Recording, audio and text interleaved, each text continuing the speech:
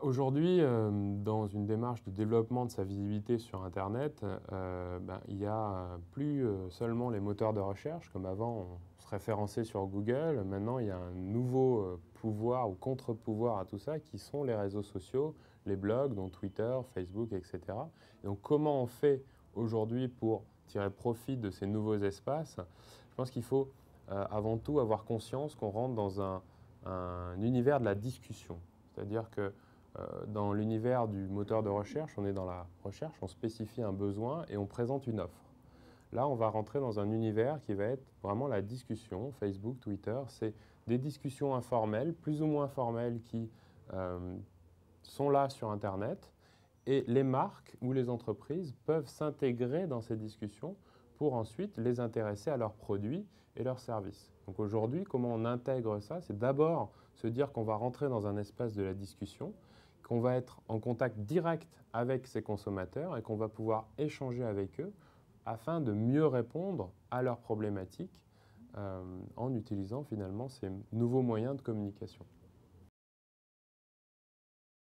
Pour s'intégrer dans la discussion, il faut déjà savoir les identifier. Donc la première étape, c'est de faire de la veille. Donc mettre en place un dispositif de veille qui va être capable de faire remonter l'information, les discussions, savoir où elles se tiennent, qui est-ce qui parle dans ces communautés, quelles sont leurs influences dans ces communautés. C'est-à-dire qu'on va, dans une deuxième partie, essayer d'évaluer ces discussions-là, comment sont organisées les communautés autour des centres d'intérêt qui nous intéressent. Donc typiquement, je sais pas moi, si je lance si j'ai un outil de CRM, il va falloir que j'aille identifier qui sont les médias qui parlent de la CRM. Donc je vais trouver un certain nombre de blogs, un certain nombre de personnes sur Twitter et sur Facebook qui interagissent dans cette communauté. Et donc je vais pouvoir un peu identifier cette communauté et être capable ensuite d'aller engager la discussion avec cette communauté.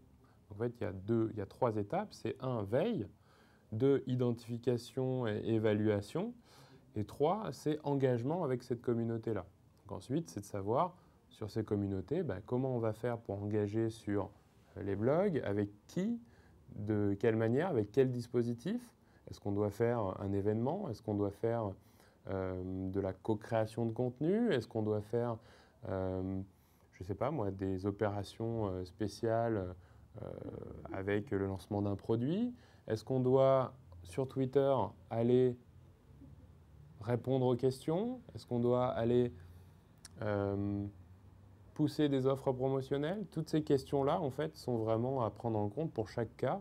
Donc c'est vraiment la partie d'engagement qui est aujourd'hui le nerf de la guerre, c'est-à-dire comment on fait pour mettre en place une stratégie qui permettra d'engager au mieux la discussion et la relation avec ses consommateurs. Ces réseaux sociaux emmènent un certain nombre de questions aujourd'hui et pour éviter de les répéter à chaque fois, pour éviter de donner les réponses similaires à chaque fois, j'ai construit un petit module qui s'appelle les 7 mensonges, les 7 plus gros mensonges sur les réseaux sociaux. Et donc vous les trouvez sur réseau-sociaux.net, donc réseau au pluriel. Hein, et vous pouvez simplement entrer votre prénom et votre adresse email et je vous envoie, je dirais, les 7 étapes qui vous permettront de mieux interagir sur ces réseaux sociaux.